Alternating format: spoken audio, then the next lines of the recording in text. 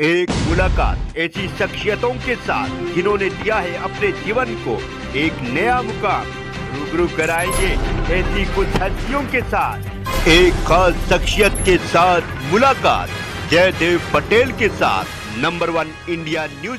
नमस्कार व्यूअर्स, मैं जयदेव पटेल और आप देख रहे हैं नंबर 1 इंडिया न्यूज। आपका एक बार फिर स्वागत है एक खास शख्सियत के साथ मुलाकात प्रोग्राम में। आज हम बात करेंगे मोदी सरकार 3.0 का जो budget finance minister Nirmala Sitharaman से पेश किया गया, ये कितना खास है और इस बजट में स्वास्थ्य और आयुष मंत्रालय को कितना बूस्ट मिलेगा। इन्हीं तमाम मुद्दों पर बात करने के लिए हमारे साथ खास मेहमान है भारत सरकार में आयुष और स्वास्थ्य मंत्रालय के स्वतंत्र प्रभार प्रतापराव यादव। प्रतापराव यादव जी, आपको बहुत बहुत स्वागत है आज हमारे प्रोग्राम में। धन्यवाद जी प्रतापराव यादव जी, आपसे मेरा पहला सवाल है कि केंद्र सरकार का जो बजट आया उस पर आपकी पहली प्रतिक्रिया।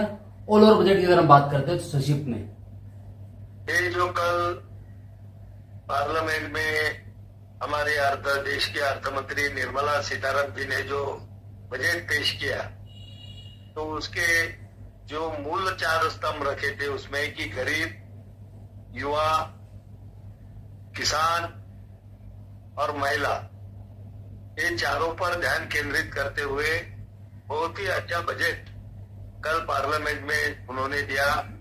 ये बजट में से महिलाओं का सक्षमीकरण होगा, युवा को बहुत सारी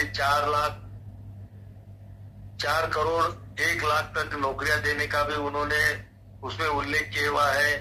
युवा किसानों के लिए भी बहुत सारी योजनाएं वहां पर उन्होंने दिए कि कृषि का बजट बना के दिया है। गरीब लोगों के लिए भी बहुत सारी योजनाएं उसमें है।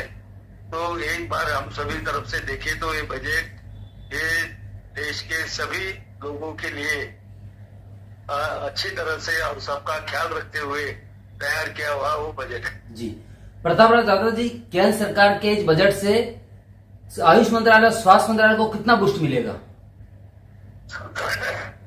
ये देखिए, स्वास्थ्य मंत्रालय में भी ये बार 10% बजट बढ़ाया गया है और आयुष मंत्रालय का भी 3000 से लगभग 3750 करोड़ रुपए का बजट उसमें प्रावधान बजट में किया गया है। दोनों ही विभाग को पैसे जो है उसमें बढ़ा के दिए हैं और अच्छी तरह से योजना भी उसमें हम कर सकते हैं। जी प्रतापराव यादव जी, विपक्ष हमलावर है, उसका कहना है कि जो राज्य बीजेपी शासित नहीं है उनके साथ स्वतंत्र व्यवहार किया गया इस बजट में। ये राज्यों के साथ में कोई न्याय नहीं है। अभी ये बजट जो आया है तो ये बजट में जो भी योजनाएं उन्होंने लाई है, महाराष्ट्र के बारे में अगर आप बोलेंगे, दूसरे भी राज्यों के बारे में अगर आपने टीवी पे विश्लेषण देखा होगा तो ये योजना से सभी राज्यों के विकास के बड़े बड़े काम उसमें लिए हुए हैं। तो बजट के 1-1.5 घंटे के भाषण में सभी राज्यों का और सभी राज्यों को के स्कीम को दिए हुए पैसे का उल्लेख करना उतना टाइम भी वहां पर नहीं होता है करके उन्होंने नमूने के तौर पर आंध्रा हो, उसमें बिहार हो, ये राज्यों के कुछ योजना का उन्होंने उल्लेख किया, लेकिन देश के सभी राज्यों को सभी योजना के लिए ये बजट में प्रावधान किया गया। जी प्रतापराव यादव जी, ओलंपिक में पहला मेडल मनु भाकर ने दिलवाया है जिससे भारत का खाता खुल गया है। उसके बाद प्रधानमंत्री द्वारा उसको कॉल करके कहीं प्रोत्साहन करने का जो काम किया गया है, इससे कितना हौसला मिलता है खिलाड़ियों को?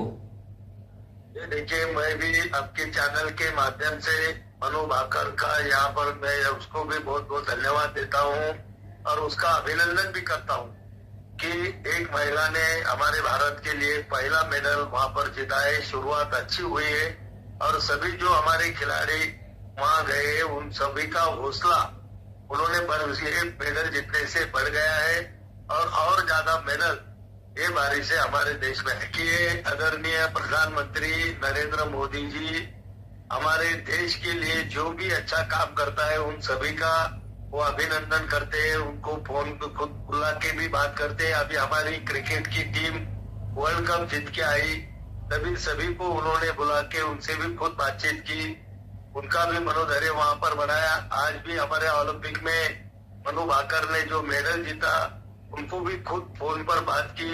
इससे हमारे खिलाड़ियों का हौसला बहुत बढ़ जाता है और वो अच्छी मेहनत करके और ज्यादा वहां पर मेडल लाने की कोशिश करते हैं। तो इसको खिलाड़ियों का मनोबल वहाँ पर बढ़ाने का काम मोदी जी भी करते हैं। जी प्रताप यादव जी, आपसे मेरा एक आखिरी सवाल है कि शरद पवार का बयान सामने आया जिसमें उन्होंने कहा कि महाराष्ट्र मणिपुर की तरह कहीं न कहीं हिंसक होता जा रहा है, इसके क्या मायने आप देखते हैं?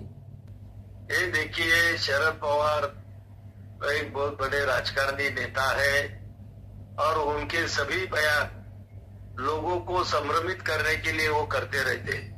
अभी जो ये बयान उन्होंने दिया, मुझे लगता है कि जो कि मराठा आंदोलन महाराष्ट्र में चल रहा है, कुछ ओबीसी का आंदोलन चल रहा है, उसके मद्देनजर उन्होंने ये बयान किया होगा।